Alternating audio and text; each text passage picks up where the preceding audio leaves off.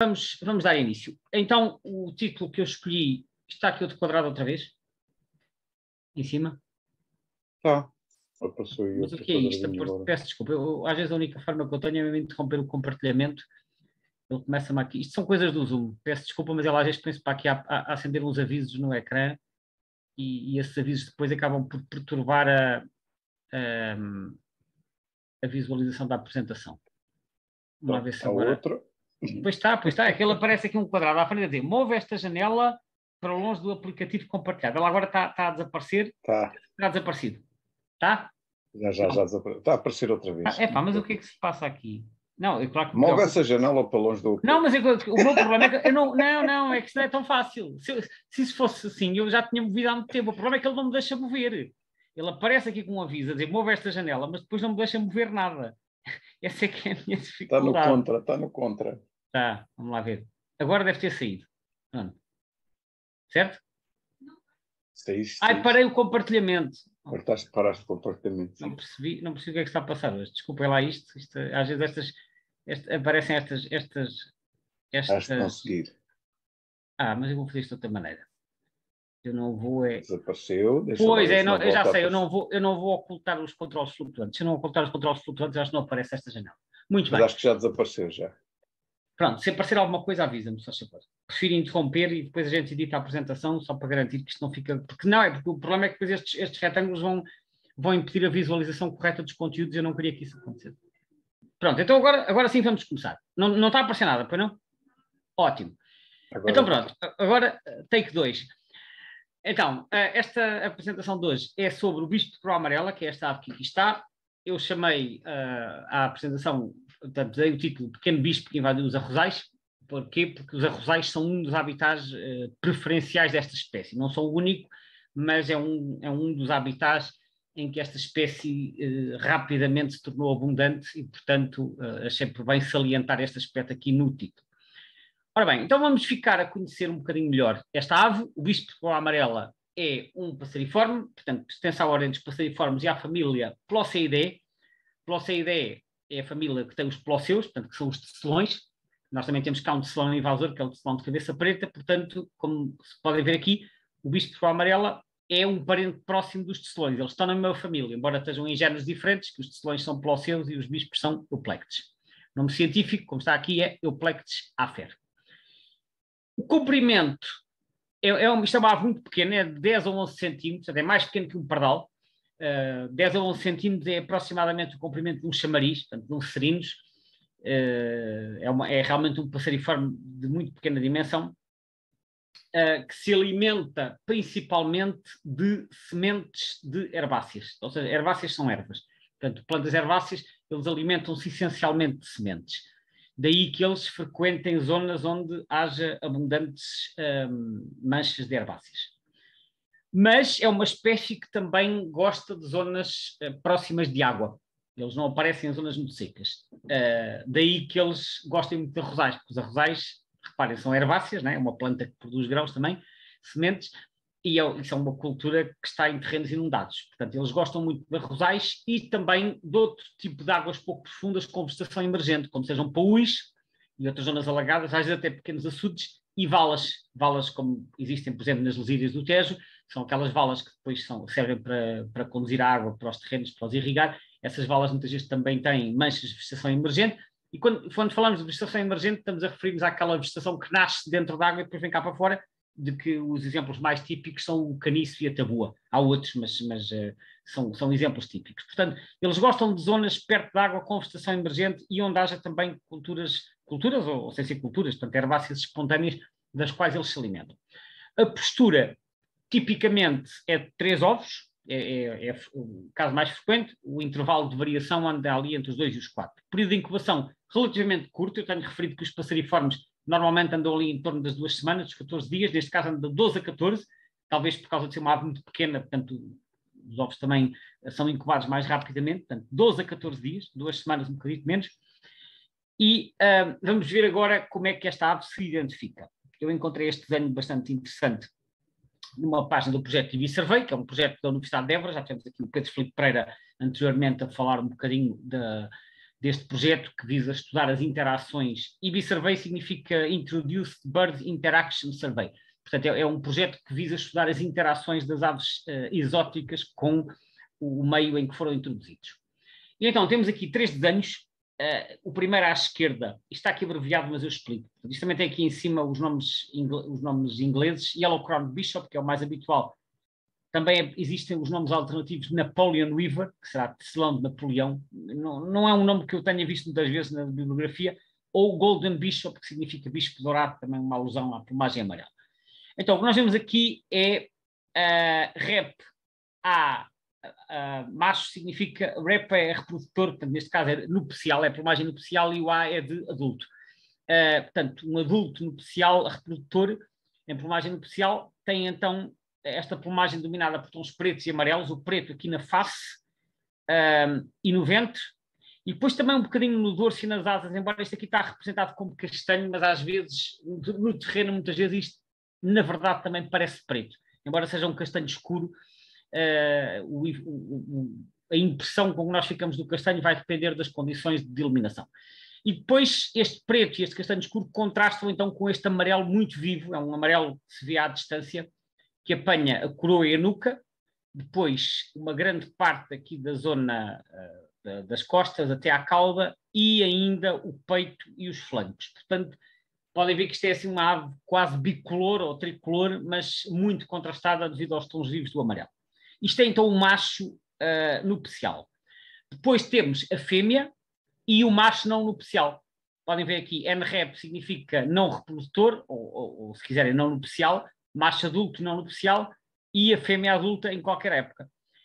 Tem a estar assim mais apardalado, como eu às vezes digo, que é assim, tem estes tons castanhos que fazem lembrar um pardal, com uma lista supraciliar clara, que tem uma manchinha amarela à frente, embora isto nem sempre seja muito evidente. E o bico, reparem, o bico do macho adulto é escuro, mas da fêmea e do macho não reprodutor fica assim com esta cor, este castanho, um castanho não muito escuro. E depois tem umas riscas fininhas no peito e aqui nos lados do peito que se estendem até aos flancos, e por cima é mais acastanhado.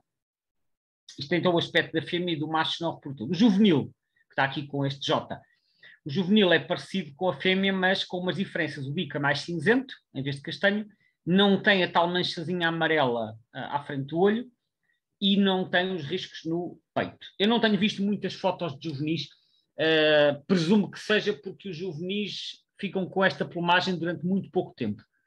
E normalmente nós só chamamos juvenil a uma ave, pelo menos também é a terminologia que eu aprendi quando fiz a minha formação de anilhador, só devemos usar o termo juvenil antes da ave fazer a sua primeira muda. Há muita gente que usa indiscriminadamente o termo juvenil para qualquer ave, para se referir a uma ave que não é adulta, mas esta não é a terminologia correta. Quando uma ave não é adulta, sobretudo em aves que demoram vários anos a chegar à idade adulta, o termo correto é imaturo.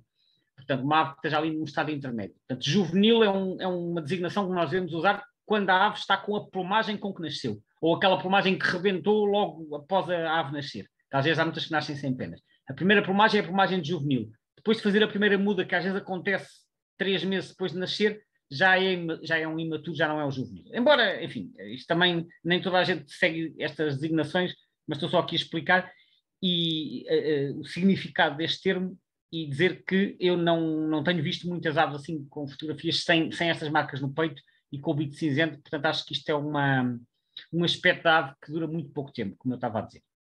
Vamos ver umas fotos para ilustrar isto no terreno. Isto é a mesma foto que viram no slide de abertura, que corresponde ao macho nupcial.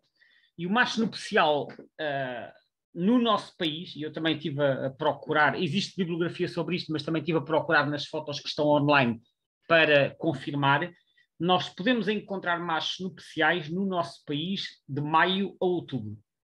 Nós temos que ver que estas aves que vêm de outros continentes, neste caso é africano, como já vamos ver, o calendário de reprodução delas nem sempre se ajusta de forma automática aos nossos ciclos naturais, ou seja, a maioria das nossas aves nidifica na primavera. E as aves que vêm de outros continentes já têm o seu ciclo biológico inserido, e elas, inserido, digamos, geneticamente, e depois quando elas vêm para cá, elas poderão ou não adaptar-se ao nosso clima ou poderão continuar a reproduzir-se de acordo com a informação genética que elas têm. Não sei exatamente em que medida é que houve uma adaptação por parte desta espécie. Agora, o que está bem documentado é que os machos começam a fazer as suas paradas nupciais a partir de maio, até a partir de maio que eles envergam as suas cores assim garridas, com este preto e amarelo, e sabe-se que os voos nupciais continuam até julho, e que já há juvenis a voar a partir de agosto. Mas é possível ver machos nupciais até outubro. Depois em outubro começam a mudar e voltam a ficar com aquelas cores iguais às fêmeas.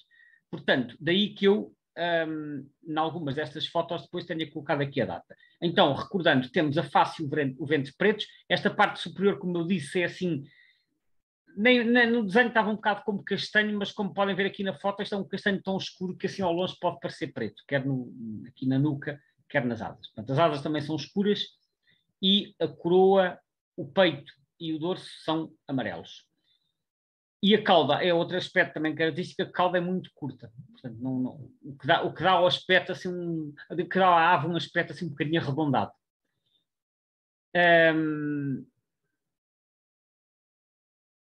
Agora, tenho aqui mais algumas fotos, estas sim, datadas, para mostrar. Aqui um macho que, além de estar com as cores nupciais, ele está em exibição, ou seja, ele está a fazer os voos nupciais e depois pousa para se exibir para as fêmeas. E como é que eles se exibem?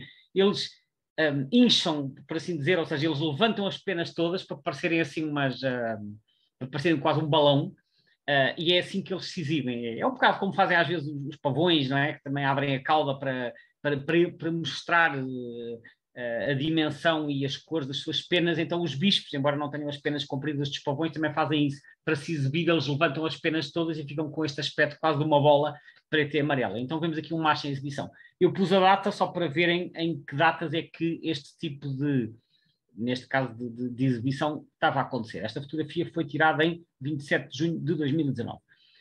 Aqui o aspecto da fêmea e do macho não nupcial, como viram há bocado naquele desenho, tem resquinhos no peito, portanto o juvenil não teria, e tem o bico assim com este tom assim, meio acastanhado. É talvez um tom um bocadinho difícil de definir, mas meio acastanhado, e cá está a tal manchinha amarela à frente do olho. Não é assim uma coisa muito berrante, mas vê-se. E de resto, as outras características desta ave é que é uma ave castanha com uma enorme sobrancelha clara, ou lista supraciliar, que é o termo mais técnico, que se pode ver aqui, a lista supraciliar, que é uma característica então também destas aves e que ajuda à identificação. Portanto, recapitulando, plumagem castanha, lista supraciliar creme, muito evidente, é uma coisa que se vê a alguma distância, e o peito levemente riscado. Riscas estas, aliás, que se estendem um pouco pelos flancos, como podem ver. Aqui, uma outra foto também de uma fêmea ou de um macho não nupcial, mas agora de costas, para verem também num outro ângulo. Nas costas tem assim estas riscas escuras e claras, que são formadas pelo padrão das penas, que são escuras ao centro e claras na orla, daí o tal aspecto que pode fazer lembrar um pardal. Cá está a lista supraciliar creme, um bocadinho mais amarela à frente do olho, o bico com a cor castanha e a cauda curta. Portanto, são as características que eu já tinha referido, e salientando então também aqui o dorso riscado.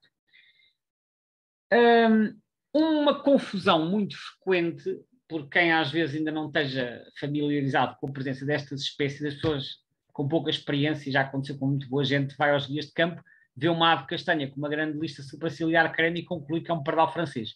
Porque muitas vezes estas aves introduzidas não vêm nos guias de campo, pelo menos nos guias de campo mais antigas. E, portanto, as pessoas veem uma ave com estas características, com uma lista supraciliar clara, e a única coisa assim no guia que se assemelha ao pardal francês. Então eu pus aqui um slide para comparar as duas aves.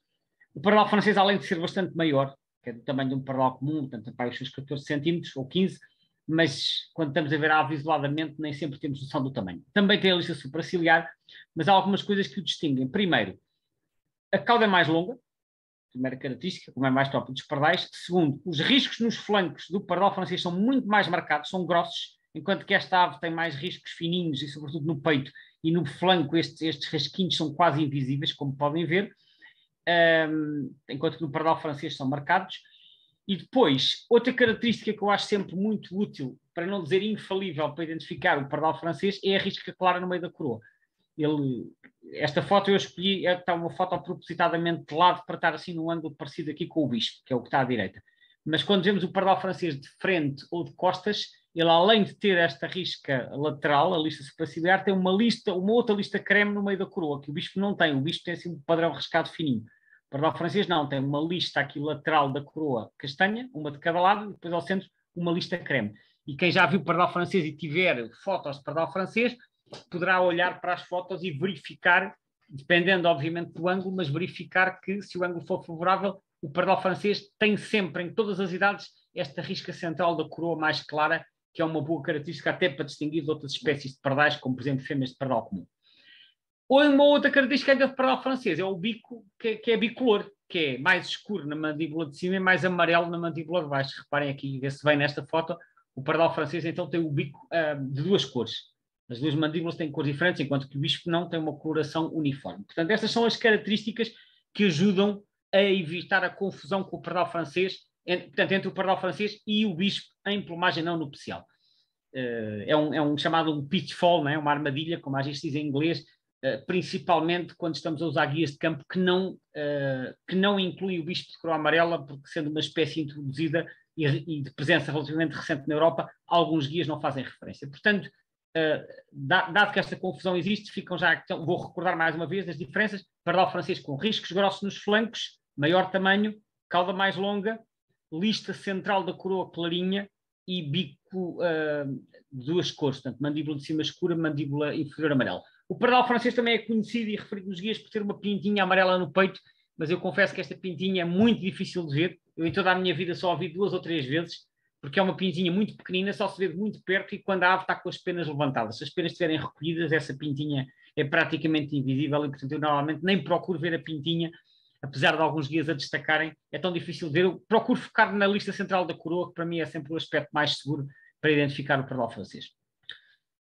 Ora bem, portanto, aqui pus só a seta então para assinalar as duas cores do bico, a lista central da coroa cá em cima e os flancos com os riscos mais grossos. Agora, uma outra característica, como eu disse, os machos nupciais de bispo de coroa amarela podem observar-se de maio a outubro, o que significa que eles vão fazer a muda, vão adquirir essa plumagem nupcial. Isso é um processo que dura algumas semanas, porque as penas não são mudadas todas de uma vez, senão a ave ficava sem penas.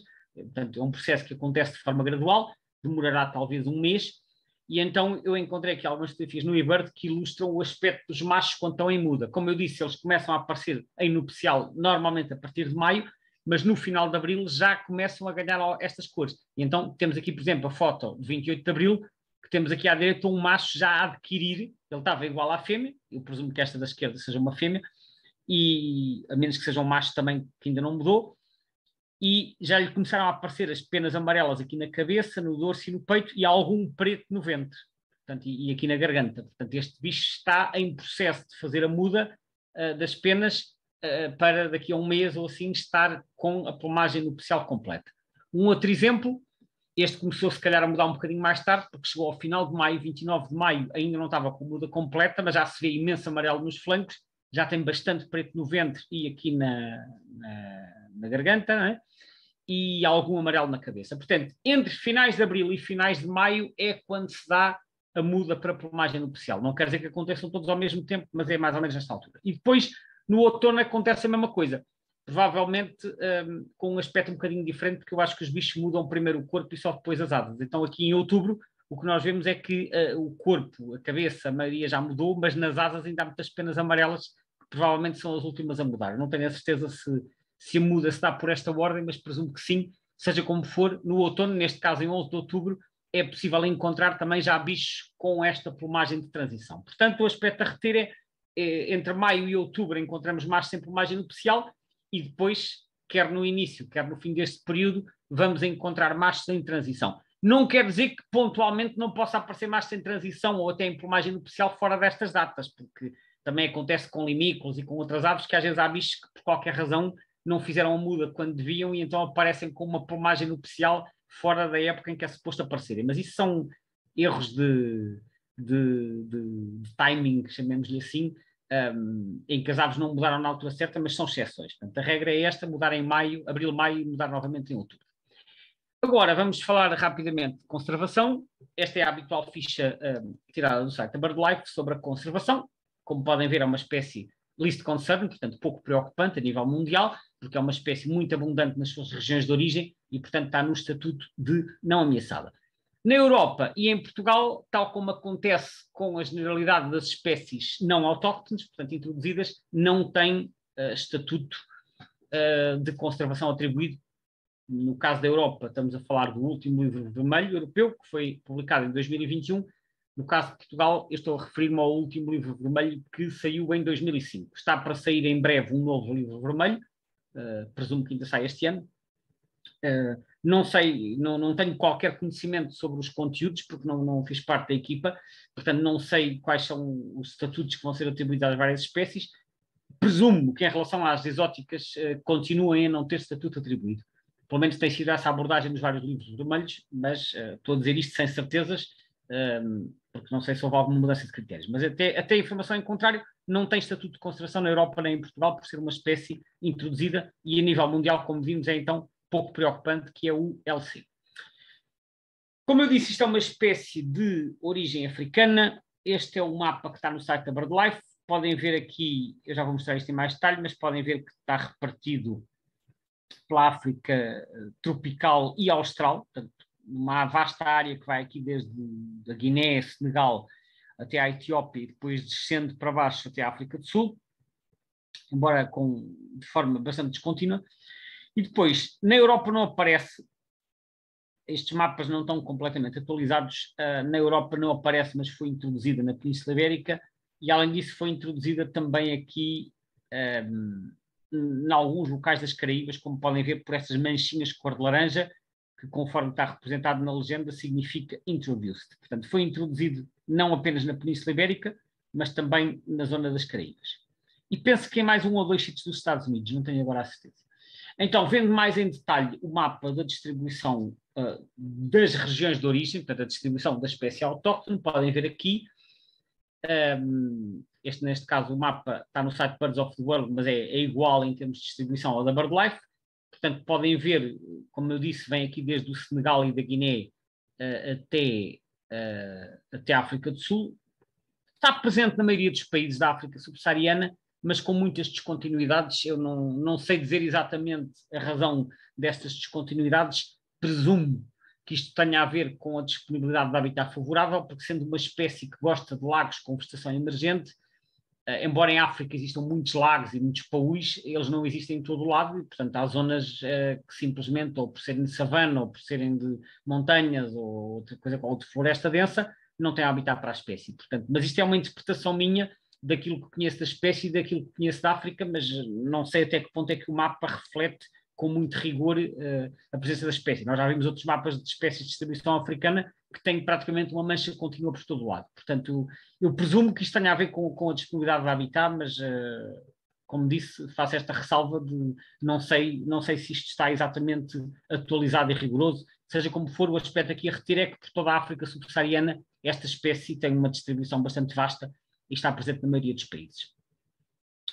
Então, na Península Ibérica, como eu já referi, a espécie foi introduzida e eu aqui fui buscar o mapa que está online no site do segundo Atlas Europeu. Esta espécie não existia ainda na Europa quando o primeiro Atlas Europeu e, portanto, neste caso eu não posso mostrar o mapa de comparação, aquele que eu costumo usar com os quadrados azuis, cor laranja e cinzentos. Neste caso não há mapa de comparação porque não havia registro do primeiro Atlas. O único mapa disponível é o mapa do segundo Atlas, que é o mapa da abundância, que eu já mostrei para outras espécies, mas neste caso fiz zoom para a Península Ibérica, que é a única zona onde a espécie ocorre. E, portanto, temos aqui a Península Ibérica, cada bolinha corresponde a um quadrado de 50 por 50, e depois isto é uma escala de abundância estimada, o número de casais em escala logarítmica. Então, o que nós vemos aqui, o segundo Atlas Europeu foi feito, se não estou em erro, de 2013 a 2017, foi publicado em 2020, dezembro de 2020, e, portanto, isto é informação relativamente recente, e o que nós vemos aqui é uma distribuição em Portugal ao longo praticamente toda a faixa costeira, quase desde o Porto até o Algarve, e depois em certas zonas de Espanha, em particular aqui nesta zona que é na Bacia do Guadiana, porque isto é a zona de Badajoz, o Guadiana vem daqui do centro de Espanha, entra por Badajoz e depois deste, é aqui uma zona de várzeas, com uma imensa rosal. Depois aqui embaixo, para quem conhece minimamente a geografia de Espanha, isto é a bacia do Guadalquivir, que depois vai dar aqui à zona do Parque Nacional de Doñana, portanto aqui a zona algures entre Sevilha e Huelva, que é outra zona que a espécie já colonizou, e depois temos aqui ainda uma bolinha no país valenciano, penso que são nas lagoas da zona de Valência.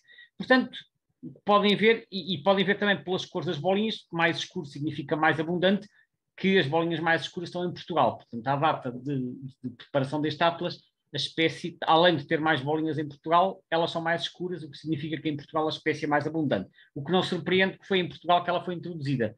Ela depois apareceu em Espanha, presumivelmente por expansão da população portuguesa. Embora não seja impossível ter havido introduções isoladas em Espanha, mas pensa-se que se terá de expandir a partir de Portugal, como aconteceu, por exemplo, com os bicos de lagos.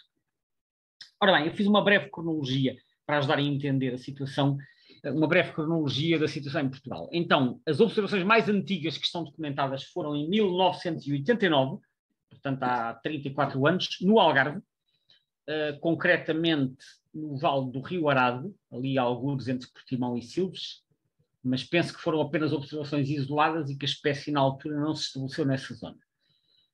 Depois, por volta de 1990, aparece o primeiro núcleo que depois se estabelece de forma mais ou menos estável no estuário do Tejo, e mais concretamente na zona de Alcochete, num local bastante conhecido dos ornitólogos da região de Lisboa, que é o Polo da Barroca. Na zona do Polo da Barroca e áreas envolventes, começaram a aparecer bispos de coroa amarela e rapidamente se tornaram comuns nessa zona. Até hoje. Depois, em 1995, 5 anos mais tarde, aparecem numa região bastante distante, que é em Salreu, que fica perto de Estarreja, na Ria de Aveiro. Portanto, de repente, a espécie aparece a 250 km do Tejo. Eu não faço ideia se foi dispersão a partir das aves que estavam no Tejo e que se dispersaram para o norte, ou se houve uma introdução independente, libertações ou fugas na zona de Aveiro. Não sei, não há dados que permitam esclarecer isto. Agora, sabe-se que a partir de 95 começaram a aparecer em Salreu e depois tornaram-se frequentes. Entretanto, em 97 apareceram no Mondego, numa zona chamada Quinta do Canal, que fica perto da Figueira da Foz, portanto já fica a oeste daqueles paúis mais conhecidos, que é o Taipal, Madriz e Arzila, mais a oeste, já perto da Figueira, numa zona que também tem a Rosais, que é a Quinta do Canal. Então os primeiros registros no Mondego em 1997. Também em 1997 surgem os primeiros registros no estuário do Sado, ali na zona de Alcácer do Sal, salvo erro, não tenho presente o sítio exato, mas foi também nessa zona, mais uma zona rica em arroz. Portanto, eu presumo que eles se tenham espalhado a partir de outros locais e que depois encontram zonas com arroz e rapidamente se fixam nesses locais. Em 1998 aparecem os primeiros registros no Ribatejo, concretamente no Polo do Buquilobo, que fica na zona de Golgã e Torres Novas. E, finalmente, em 2002, aparecem na bacia do Guadiana, na zona de Elvas, onde também subsistem até hoje. Embora em Elvas a área da Rosais tenha vindo a diminuir, e eu acho que agora em Elvas há relativamente menos, só que, entretanto, eles passaram para o lado espanhol, desde Badajoz até Mérida, que tem uma várzea bastante extensa, e, portanto, eles agora são muito comuns na bacia do Guadiana também. Agora, vou-vos mostrar o mapa do primeiro Atlas Nacional de Nidificantes. Este Atlas portanto, está em não mostro o anterior, que eu costumo mostrar, que era o primeiro que foi feito de 78 e 84, porque nessa altura ainda não havia registros desta espécie em Portugal. Portanto, este Atlas foi feito de 1999 a 2005, e então o que nós vemos na década de 2000 é que já há registros em várias zonas úmidas portuguesas, tanto no litoral como no interior. E, basicamente, como isto vai até 2005, isto corresponde àqueles locais que eu falei há pouco. Temos aqui o principal núcleo local do estuário do Tejo, aqui na parte sul, portanto, que é a zona de Alcochete, que eu falei, do Polo da Barroca. Aqui já havia nidificação confirmada. Temos aqui o estuário do Sado, portanto, aqui a zona, alguns, não sei se é a herdade do Pinheiro ou do Zambojal. Temos aqui a zona de Elvas, na bacia do Guadiana. Aqui no Algarve, esta zona deverá ser aqui, talvez, perto de Olhão, mas não sei o local preciso. Esta bolinha aqui também com nidificação confirmada pelo local, eu penso que é a zona de Coruche ou da Azervadinha, perto de Coruche, portanto esta zona que é no Vale do Sorraia, que é um afluente do Tejo. Aqui está o Polo do Quilobo, que eu já falei, que é na Golgã. Aqui a zona da Figueira da Foz, talvez na Quinta do Canal. E depois aqui registros sem confirmação. Este penso que seja a Barrinha dos Moris e isto é talvez a zona de Salreu ou outro sítio na Ria de Aveiro. Portanto, esta era a situação depois ainda há umas bolinhas pequeninas com nidificação não confirmada. Mas, portanto, estava espalhado por alguns locais do país, e esta era a situação, então, até 2005, com nidificação confirmada já em vários locais. Isto, como eu disse, era a informação publicada no segundo Atlas, que saiu em 2008.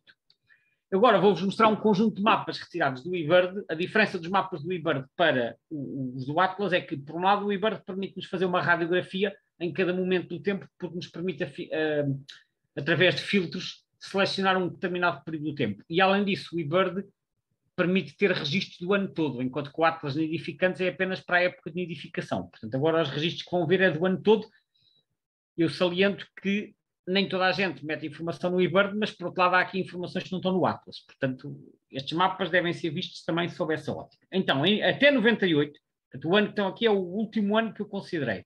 Até 98 nós tínhamos aqui um registro perto do Porto, que deve ser a Barrinha dos Moris, algures no Mondego, não é na Quinta do Canal, que é ao pé da Figueira da Foz, portanto, isto será num dos Paúis, talvez ali no Taipau ou em Arzila, e temos um registro aqui no Parlamento, que pelo local deve ser na zona de Lagoa, que é uma zona também rica em arroz, é onde estão os maiores arrozais no Algarve, é na zona de Lagoa. Portanto, até 98 a espécie, atenção que em 98 não havia eBird, o que acontece é que há muitas pessoas, eu e outros observadores, que o que fizeram depois de aparecer o eBird foi inseriram os seus registros históricos no eBird. Nem toda a gente o fez, portanto isto não são necessariamente os registros todos, mas pelo menos ajuda-nos a entender a evolução. Portanto, Esmoriz, Mondego e Lagoa.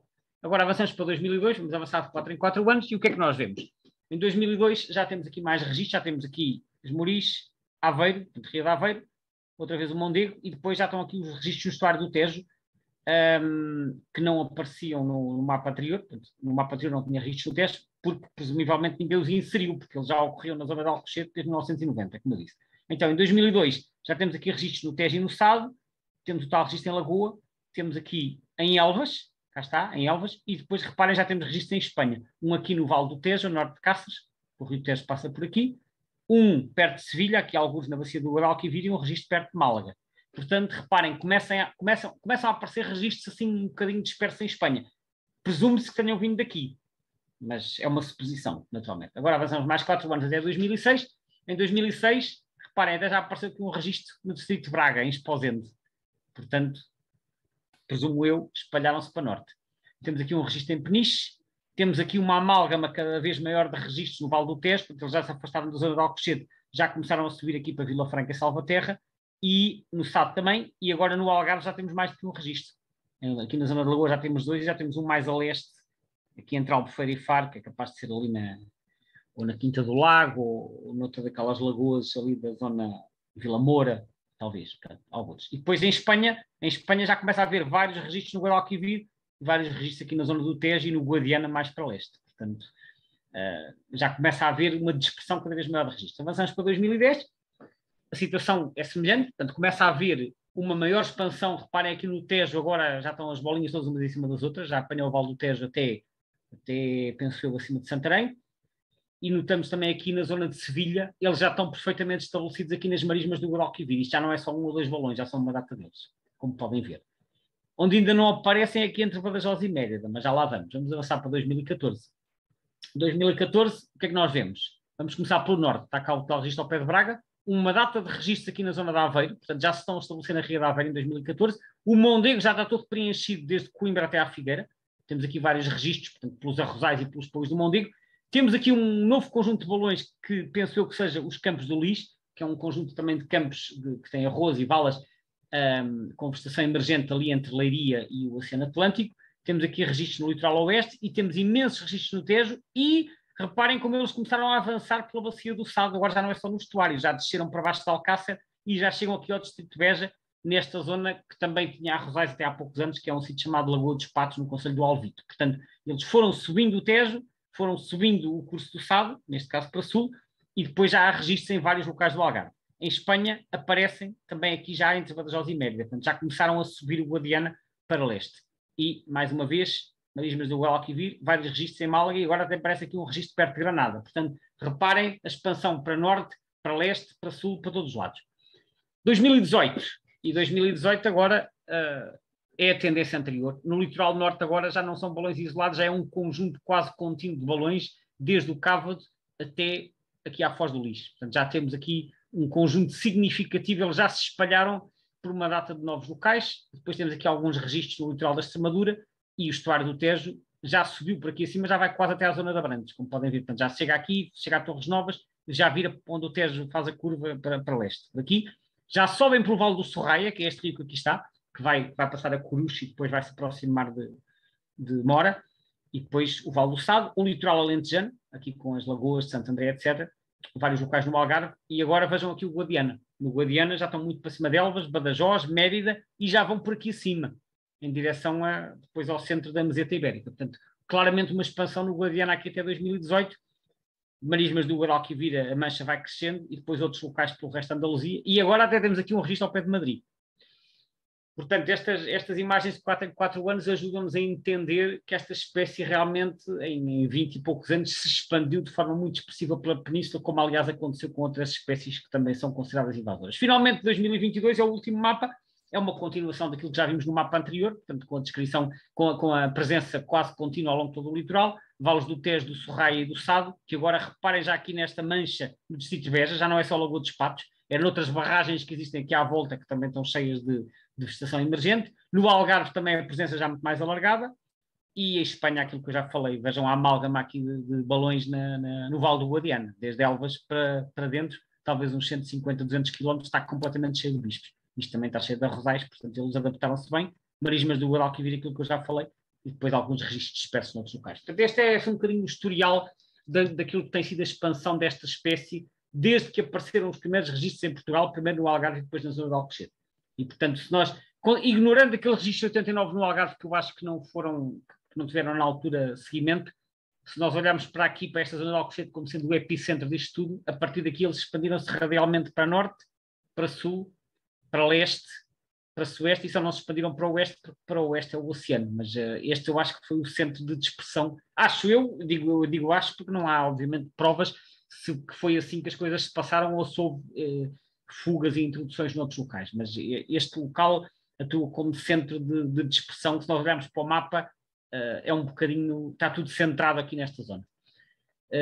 E esta era a situação, então, no final de 2022. Mostrar ainda, antes de terminar, gostava de mostrar aqui 2 gráficos. O primeiro é o gráfico de frequência, retirado do eBird. Este gráfico representa a percentagem de listas inseridas no eBird, de listas completas que incluem a espécie. Temos aqui a escala, isto é percentagem, portanto 1%, 2%, 3%, 4%, 4,5%. E nós vemos que a frequência é mínima aqui nos meses de primavera, ou não, perdão, final do inverno, fevereiro, março, depois início de primavera, e depois anda aqui abaixo de 1%, portanto há poucas listas com o bispo, depois aumenta subitamente a partir de maio, atinge o seu pico em agosto, e depois começa a diminuir até outubro, e depois em outubro e novembro anda aqui em 1,5%, 2%, e depois diminui até fevereiro. Bom, há uma razão para este pico. Como eu já expliquei, os machos nupciais, portanto, os machos envergam a plumagem nupcial desde maio até outubro. Eles começam a mudar em abril, maio, e a partir de junho estão ali com a plumagem nupcial, mostram-se muito, pousam em locais visíveis, começam-se a exibir, e obviamente isso faz com que nós vamos reparar mais neles, eles tornam-se mais evidentes. E, portanto, este aumento de frequência tem a ver com a maior conspicuidade, a maior visibilidade dos machos. Depois eles começam a não se exibir tanto a partir de setembro, por isso a frequência diminui, mas ainda estão em plumagem nupcial, e depois a partir de outubro deixam de estar em plumagem nupcial. Porquê que ainda se mantém a 1,5%, 2% até janeiro, e depois só em janeiro é que diminui? Eu não sei, não investiguei esta parte a fundo. Isto eventualmente poderá ter a ver com o comportamento que eles em novembro e dezembro ainda frequentem locais com pousem locais mais visíveis, e depois em fevereiro e março tenham um comportamento mais discreto. Mas não sei se é esta a razão ou se há aqui outro motivo. Seja como for, o aspecto aqui a reter é que a maior frequência, a maior detectabilidade desta espécie dá-se então aqui entre final de maio e início de outubro, quando os machos têm plumagem nupcial e estão a exibir.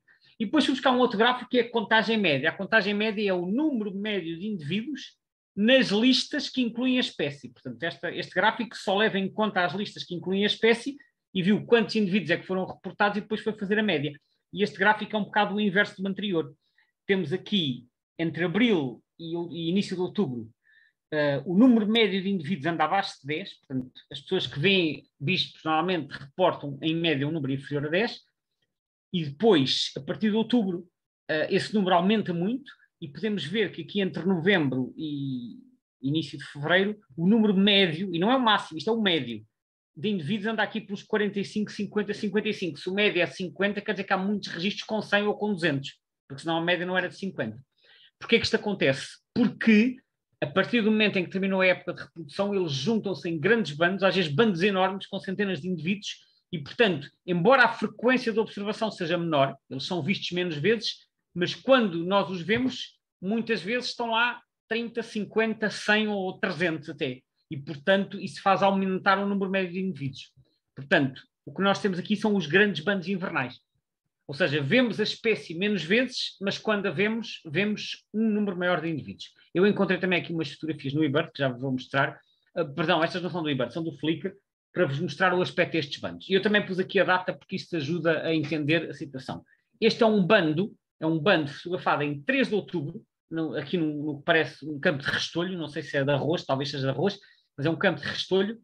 Como é em 3 de outubro, ainda há aqui uma série de machos nupciais, porque, como eu disse, é ao longo do mês de outubro que eles começam a fazer a muda. Só que, como a época de reprodução já deve ter terminado, porque os juvenis começam a voar a partir de agosto, eles aqui já se estão a juntar em bandos, portanto a época de reprodução já praticamente terminou, mas muitos ainda não fizeram a muda e, portanto, aqui no início de outubro ainda encontramos bandos de bispos com muitos machos nupciais. Quanto aos outros é fácil de identificar também, porque tem aqui a lista supraciliar branca, e neste caso, como estão em banda, é fácil de perceber que são bichos pequeninos do tamanho dos bispos, não iríamos aqui confundi-los com pardal francês. Aqui uma outra foto, esta um bocadinho mais tardia, esta já é de 6 de novembro, aqui já não encontramos machos nupciais, por isso eu chamei a isto bando invernal, é aqui, esta também penso que foi na Lesíria de Vila Franca de Xira, e aqui vemos o aspecto então destes bandos, são bandos de passarinhos minúsculos, bandos muito compactos, portanto nesta foto estão muitas dezenas de aves, pequenininhas, mas cá está com a lista supraciliar branca, com a cauda muito curtinha, que é uma das características que eu também já chamei a atenção, e portanto a partir de novembro o que nós encontramos é isto, bandos de passarinhos castanhos, que já não, à partida já não vamos encontrar aqui machos em plumagem nupcial, e vamos ver esta espécie menos vezes, porque ela já não está tão exposta, mas quando nos deparamos com um bando destes é fácil encontrar bandos muito grandes, especialmente nos sítios em que eles são mais abundantes, que é as zonas então dos restolhos de arroz, como é o caso da Lesíria de Vila Franca. E antes de terminar, então vou passar à habitual ficha síntese, para recordarmos aqueles aspectos essenciais que vimos hoje. O bispo de coroa amarela, como vimos, é nativo da África subsaariana, foi introduzido na Europa, particularmente em Portugal, embora agora já esteja presente em Espanha também, foi introduzido em certas zonas dos Estados Unidos e nas Caraíbas. Vimos que em Portugal os primeiros registros foram efetuados em 1989 no Algarve e que depois, ao longo da década de 90, foram aparecendo noutros locais, particularmente no Val do Tejo, do Mondego e do Voga, na zona de Aveiro. Vimos que eu mostrei uma sucessão de mapas que fazem um bocadinho o filme ao longo dos últimos 25 anos e vimos que a espécie se tem vindo a expandir no país, que essa expansão ainda não parou, porque mesmo o mapa de 2022 mostra uma diferença grande em relação ao de 2018, portanto a expansão no país continua, já chegou a Espanha e em Espanha também se está a expandir de forma acelerada para leste. Vimos que em Portugal o maior efetivo está na região centro e na Bacia do Tejo, que é as zonas onde atualmente estão as manchas mais contínuas, portanto, ao longo de todo o litoral, sobretudo ali entre Aveiro e Leiria, e depois na Bacia do Tejo e dos afluentes, com também uma presença cada vez maior na Bacia do Sado, e vimos que os machos nupciais são visíveis essencialmente de maio a outubro, portanto, é a altura em que eles apresentam a plumagem nupcial, como está aqui nesta foto, e que fazem os seus voos nupciais, é nessa altura que eles se tornam mais conspícuos. Por outro lado, vimos que os maiores bandos, aquela altura em que nós podemos encontrar maiores congregações, é durante os meses de inverno, quando já não está em plumagem nupcial.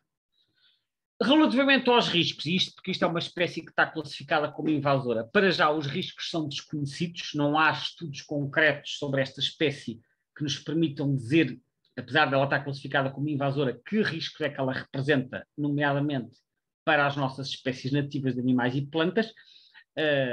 e isto também em parte porque não há estudos, embora, como acontece com outras espécies introduzidas, mesmo que não haja danos diretos, elas vão estar a competir por recursos, nomeadamente por recursos alimentares, e, portanto, quanto mais não seja, estão está-se a introduzir um fator de competição adicional com as espécies que cá estão. E, como referi, tem o Estatuto de Espécie Invasora em Portugal, estatuto este que foi atribuído pelo Decreto-Lei 92/2019, que foi o que definiu quais são as espécies de animais e de plantas que são invasoras no nosso país. E com isto ficamos a conhecer um bocadinho melhor o bicho de coroa amarela, que é então uma espécie invasora no nosso país, é uma espécie bastante colorida, como podem ver aqui, e que continua em expansão no nosso país, portanto, enquanto não houver nenhum programa de medidas concretas, pelo menos acho que é importante tentar acompanhar a situação desta espécie para ver o que é que acontece. Obrigado pela vossa atenção. Espero que isto tenha ajudado a esclarecer um bocadinho melhor o estatuto desta espécie no nosso país e, como sempre, fico à disposição para as vossas questões.